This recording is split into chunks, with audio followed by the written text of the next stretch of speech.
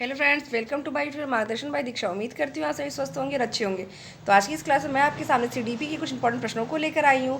तो सीडीपी की जो प्रश्नों की आज चयन है वो आपकी 31 से यहाँ स्टार्ट हो रही है। इसके पहले कि मैंने टॉप 30 क्वेश्चन को आपको पहले ही बता रखा है, तो वो वीडियो जो प्ले स्टोर में पड़ी होगी, आपने नहीं देखा होगा तो देख लीजिए। और प्लीज़ हमारे चैनल पर अगर आप नए हैं तो हमारे चैनल को लाइक और सब्सक्राइब जरूर करें। तो पहला प्रश्न जो आपसे है वो आपसे पूछता है, प्रथम बाल निर्देशन केंद्र किसके द्वारा खोला गया? प्रथम बाल निर्देशन केंद्र किसके द्वारा खोला गया? तो आपका उत्तर यहाँ पे होगा विलियम हिली के द्वारा। नेक्स्ट आपसे पूछता है, किसकी क्रियाशीलता का संबंध मनुष्य की पाचन क्रिया से भी होता है?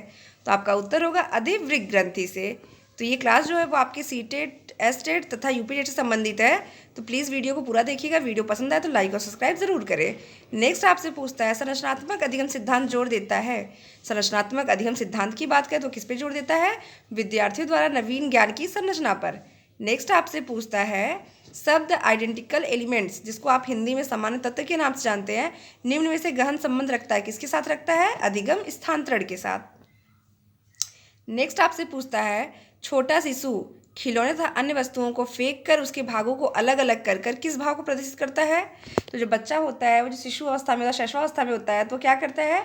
खिलौनों को लेता है, फिर खिलौनों को फेंकता था, उसके सभी पार्ट्स को अलग अलग करता है।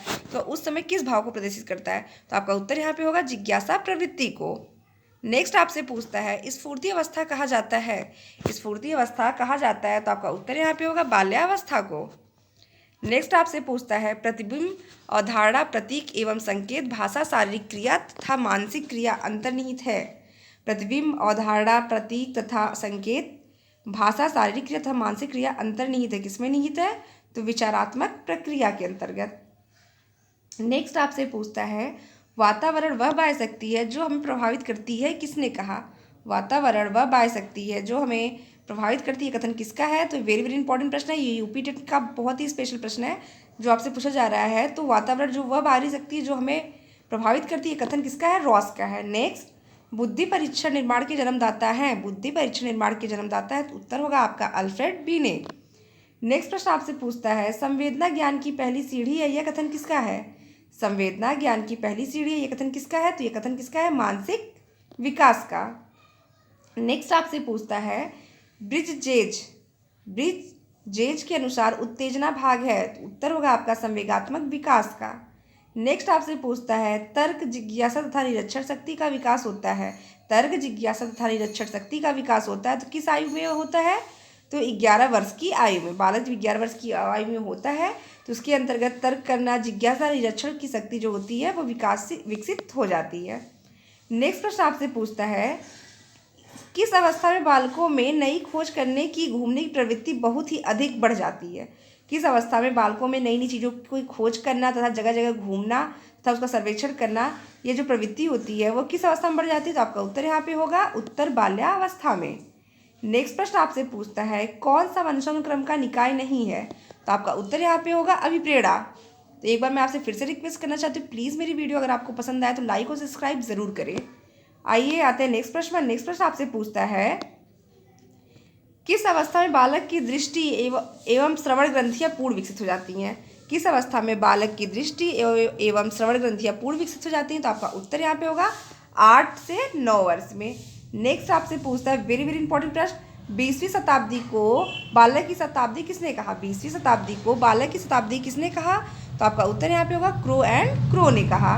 नेक्स्ट आपसे पूछता है, गामक विकास से हमारा तात्पर्य मांसपेशियों के विकास से तथा पैरों के उचित उपयोग से। गामक विकास से हमारा तात्पर्य मांसपेशियों के विकास से तथा पैरों के उचित उपयोग। तो आपका उत्तर यहाँ पे होगा शक्ति और गति के आधार पर। नेक्स्ट आपसे पूछता है, जो कि बहुत ही इंपॉर्टेंट प्रश्न आपका है, किस अवस्था को मिथ्या परिपक्वता का अवस्था भी कहा जाता है? वेरी वेरी इंपॉर्टेंट प्रश्न है आपका। ये यूपी तथा सीटेट का बहुत फेवरेट क्वेश्चन है आपका। किस अवस्था को मिथ्या या परिपक्वता का समय भी कहा जाता है? आपका उत्तर यहाँ पे होगा बाल्यावस्था। तो आज की क्लास में मैंने जितने भी प्रश्न लिए हैं ये आपके यूपी टेट तथा सीटेट की परीक्षाओं में पूछे जा चुके हैं। ऐसा इसमें कोई प्रश्न नहीं है कि जो बहुत ही नया है, लेकिन हाँ बात यही है कि जो चीज़ें पुरानी होती तो हम उस पर थोड़ा सा कम ध्यान देते हैं और एग्जाम में जब जाते हैं तो हमसे अक्सर वही प्रश्न गलत होते हैं। तो प्लीज़ जो है आप ये मत सोचिएगा कि क्वेश्चन का जो पैटर्न है बहुत ही ज़्यादा ईजी है। आप इसको एक बार ध्यान से पढ़िए तथा उसकी 1 लाइनर नोट्स बना लीजिए ताकि आप एग्जाम हॉल में जाने से पहले एक बार रिवीजन कर सके। तो चलिए आते हैं नेक्स्ट प्रश्न में। नेक्स्ट प्रश्न आपसे जो पूछ रहा है वह है आपसे पूछ रहा है, तो जैसा कि मैंने पूछा था आपसे, किस अवस्था को मिथ्या परिपक्वता का समय भी कहा जाता है, तो आपका उत्तर यहाँ पे होगा बाल्यावस्था। नेक्स्ट प्रश्न आपसे पूछता है, मनुष्य जीवन का आधारभूत मूल मूलतः घटित है। मनुष्य जीवन का आरंभ मूलतः घटित है केवल एक कोष में, केवल एक कोष में। तो प्लीज़ मेरी वीडियो अगर पसंद आए तो मेरे चैनल को लाइक और सब्सक्राइब जरूर कर दे। चलिए आते हैं नेक्स्ट प्रश्न पर। नेक्स्ट प्रश्न आपसे पूछता है, शैशवावस्था की विशेषता नहीं है। तो शैशवावस्था में जो होता है बालक, वो क्या करता है, मतलब व्यवस्था विशेषता नहीं है, तो कौन सी विशेषता, नैतिकता का होना। क्योंकि जो बालक शैशवावस्था में होता है तो वह खेल कूद में तथा वह उस समय जो है आत्मप्रेमी होता है। उसको लगता है कि मैं जो चीज़ कर रहा हूँ वो चीज़ सही है, तथा वह हर चीज़ को अपने सुख सुविधा के अनुसार करना चाहता है। तो उस समय जो बालक के अंदर सही गलत की जो होती भावना नहीं होती है, तो उसके अंदर नैतिकता का जो विकास होता है वो नहीं होता है। नेक्स्ट प्रश्न आपसे पूछता है, सीखने का वह सिद्धांत जो पूर्ण रूप से केवल अवलोकनीय व्यवहार पर आधारित है, सीखने के किस सिद्धांत से संबंध है। सीखने का वह सिद्धांत जो पूर्ण रूप से केवल अवलोकनीय व्यवहार पर आधारित है, सीखने के किस सिद्धांत से संबंध है, तो व्यवहारवादी से। नेक्स्ट आपसे पूछता है, सीमा हर पाठ को बहुत ही जल्दी सीख लेती है। ये आपका सीटेट का प्रश्न है। सीमा हर पाठ को बहुत ही जल्दी सीख लेती है, लेकिन लीना उसे सीखने में ज़्यादा समय लेती है।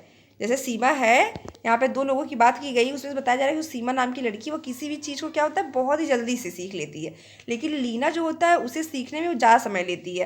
तो विकास के किस सिद्धांत को दर्शाता है, तो आपका उत्तर यहाँ पे वो व्यक्तिक भिन्नता। क्योंकि जो बालक व्यक्ति होते हैं उन सभी में जो विकास की दरें होती हैं वो अलग अलग होती हैं, तो उसमें जो सीखने की गति होती है वो भी एक समान नहीं होती है। नेक्स्ट प्रश्न आपसे पूछता है, सीखने के सिद्धांत के संदर्भ में सीखने के सिद्धांत के संदर्भ में स्केल फोल्डिंग की ओर संकेत करता है। तो आपका उत्तर यहाँ पे होगा सीखने में वयस्कों द्वारा अस्थायी सहयोग। सीखने के सिद्धांतों के संबंध में वयस्कों द्वारा अस्थायी सहयोग। नेक्स्ट पूछता है आपसे, प्रयोजन विधि के प्रतिपादक है, तो आपका उत्तर यहाँ पे होगा किलपैट्रिक। नेक्स्ट प्रश्न आपसे पूछता है, वर्तमान समय में शिक्षा का सबसे उपयुक्त उपागम कौन सा है। वर्तमान समय में शिक्षा का सबसे उपयुक्त उपागम कौन सा है, तो आपका उत्तर यहाँ पे होगा सृजनवादी उपागम। नेक्स्ट आपसे पूछता है, वर्तमान समय में शिक्षक की भूमिका क्या है। तो वर्तमान समय में जो शिक्षक की भूमिका होती है वह एक सुगमकर्ता की होती है, तथा वो बालक को क्या करता है, परामर्श देता है तथा वह उनकी मदद करता है, क्योंकि वर्तमान जो शिक्षा प्रणाली है वह बाल केंद्रित है। नेक्स्ट आपसे पूछता है, एक शिक्षक को विद्यार्थियों की तत्परता स्तर को बढ़ाना है, तो ऐसा करने के लिए उसे कौन सा तरीका सबसे अच्छा होगा। एक शिक्षक है, उसको विद्यार्थियों की तत्परता स्तर को बढ़ाना है, ऐसा करने के लिए सबसे अच्छा तरीका कौन सा होगा, तो आपका उत्तर यहाँ पे होगा विशेष प्रकृति से संबंधित सृजनात्मक क्रियाकलाप को कक्षा में संगठित करवाकर विशेष प्रकृति से संबंधित सृजनात्मक क्रियाकलाप को कक्षा में संगठित करवाकर। ये सभी के प्रश्न जो मैं अभी हाल ही में आपसे पूछ रही हूँ क्या है, आपके सीटेट की परीक्षाओं में आए हुए हैं। तो आप क्या करिएगा, इन सभी प्रश्नों को बार बार पढ़िएगा, बार बार पढ़ने के बाद इनके कॉन्सेप्ट को समझने की कोशिश करिएगा। और चलिए, आपसे इस तरीके के ही प्रश्न सीटेट की परीक्षाओं में पूछे जाते हैं। तो चलिए देखिए, नेक्स्ट प्रश्न आपसे पूछता है, यदि आपकी कक्षा में कोई बच्चा अधिगम अक्षम हो तो आप क्या करेंगे। उसकी यह क्षमता किस प्रकार की है, यह जानकर उसको सिखाने का प्रयास करेंगे। मतलब जो बालक होता है उसके अंदर जो भी निगेटिव चीज़ें होंगी उसको हमें स्किप करनी है, जो भी पॉजिटिव वर्जन उसके अंदर है हमें उसको लेकर ही बालक के जो है विकास की ओर ध्यान देना है। तो अगर कोई बच्चा है उसको अधिगम मतलब सीखने में जो कठिनाई हो रही है उस कठिनाई का पता करिए था, उसका समाधान करके तत्पश्चात उसको किसी भी चीज़ को सिखाइए। आइए आते हैं नेक्स्ट प्रश्न पर। नेक्स्ट प्रश्न आपसे पूछता है, सीखने का वह सिद्धांत जो केवल अवलोकनीय व्यवहार पर निर्भर है, सीखने किस सिद्धांत से जुड़ा है। तो आपका उत्तर यहाँ पे होगा व्यवहारात्मक सिद्धांत से। नेक्स्ट प्रश्न आपसे पूछता है, सृजनशीलता के पोषण हेतु एक अध्यापक को अपने विद्यार्थियों को रखना चाहिए। सृजनशीलता के पोषण हेतु एक अध्यापक को अपने विद्यार्थियों को रखना चाहिए, किसमें रखना चाहिए, कार्य केंद्रित एवं लक्ष्य केंद्रित में। कि मतलब जो सृजनशील बालक होते हैं वो क्या होते हैं, नई नई चीज़ों को सीखते हैं तथा वो क्या होते हैं, प्रतिभाशाली बालक होते हैं। तो ऐसे बालकों का जो होता है कार्य केंद्रित होता है तथा वो अपने लक्ष्य की तरफ जो है बहुत ही अभिमुखता से कार्य करते हैं। नेक्स्ट आपसे पूछता है, कौन सा मत अंतर्दृष्टि द्वारा सीखने की व्याख्या करता है। तो नेक्स्ट आपसे बहुत ही इंपॉर्टेंट प्रश्न है, ये आपसे पूछता है यूपी टेट में अंतर्दृष्टि द्वारा सीखने की व्याख्या कौन करता है। तो आपका उत्तर यहाँ पे होगा गेस्टाल्टवाद। नेक्स्ट प्रश्न आपसे पूछता है, किस मनोवैज्ञानिक ने सीखने की सामग्री के रूप में निरर्थक शब्दों का प्रयोग किया? तो सीखने की सामग्री के रूप में निरर्थक शब्दों के प्रयोग की बात करें तो किसने किया था? एबिंगहॉस ने। एबिंगहॉस ने। नेक्स्ट प्रश्न आपसे पूछता है, सीखने का नियम किसने दिया? तो आपका उत्तर यहाँ पे होगा थॉर्नडाइक ने। सीखने का नियम किसने दिया था? तो थॉर्नडाइक ने। सामाजिक प्रत्याशाओं के अनुरूप व्यवहार की योग्यता का अधिगम सामाजिक, एक मिनट थोड़ा सा स्क्रीन को छोटा कर ताकि आपको क्वेश्चन अच्छे से दिख सके। तो आपसे पूछता है, सामाजिक प्रत्याशाओं के अनुरूप व्यवहार की योग्यता का अधिगम विकास कहा जाता है? तो आपका उत्तर यहाँ पे होगा हरलॉक। यह कथन किसका है? सामाजिक प्रत्याशाओं के अनुरूप व्यवहार की योग्यता का अधिगम का समान विकास कहा जाता है। तो आपका उत्तर यहाँ पे होगा हरलॉक के अनुसार। नेक्स्ट प्रश्न आपसे पूछता है, सीखने का सर्वाधिक उपयुक्त अर्थ है? सीखने का सर्वाधिक उपयुक्त अर्थ है तो क्या है? व्यवहार में परिमार्जन। नेक्स्ट प्रश्न आपसे पूछता है, कौशल सीखने की पहली अवस्था? तो प्लीज़ मेरे वीडियो को आप लोग लाइक सब्सक्राइब ज़रूर करें तथा मेरे वीडियो को आप शेयर भी करें ताकि वो ज़्यादा से ज़्यादा लोगों तक पहुंच सके और वो सभी जो है आप ही की तरह जो है सीटेट की इस क्लास को पूरी की तरह देख सके। तथा प्लीज़ मेरी वीडियो अगर पसंद आए तो मेरी वीडियो को लाइक और सब्सक्राइब जरूर करें ताकि आपका सपोर्ट मुझे मिलता रहे। आइए आते हैं नेक्स्ट प्रश्न पर। नेक्स्ट प्रश्न आपसे पूछता है, कौशल सीखने की पहली अवस्था? तो आपका उत्तर यहाँ पे होगा अनुकरण। जैसे कोई बालक होता है, किसी भी चीज़ को अगर देखता है तो वह उससे प्रभावित होता है। जब वह उससे प्रभावित होता है तो क्या करता है? उसके बाह्य आवरण का जो है नकल करता है, वही क्या कहलाता है? अनुकरण। नेक्स्ट आपसे पूछता है, सीखे हुए ज्ञान, कौशल या विषय का अन्य परिस्थितियों में उपयोग करना क्या कहलाता है? सीखे हुए ज्ञान, कौशल या विषय का अन्य परिस्थितियों में उपयोग करना क्या कहलाता है? तो आपका उत्तर यहाँ पे होगा सीखने का स्थानांतरण। नेक्स्ट, स्मृति सीखी हुई वस्तु का सीधा उपयोग है। यह कथन किसका है? स्मृति सीखी हुई वस्तु का सीधा उपयोग है। यह कथन किसका है? तो आपका उत्तर यहाँ पे होगा वुडवर्थ का। नेक्स्ट प्रश्न आपसे पूछता है, किस वक्र रेखा में प्रारंभ में सीखने की गति तीव्र होती है और बाद में यह गति मंद हो जाती है? किस वक्र रेखा में प्रारंभ में सीखने की गति तीव्र होती है और बाद में यह क्रम मंद हो जाता है? तो आपका उत्तर यहाँ पे हो गया उन्नतोदर वक्र। नेक्स्ट प्रश्न आपसे पूछता है, प्रयास और भूल के सिद्धांत के प्रतिपादक? प्रयास एवं भूल के सिद्धांत के प्रतिपादक की बात करें तो वह कौन है? आपके थॉर्नडाइक। तो आज की क्लास से बस इतना ही। प्लीज़ मेरी वीडियो को आप लाइक और सब्सक्राइब जरूर करें। तब तक के लिए धन्यवाद।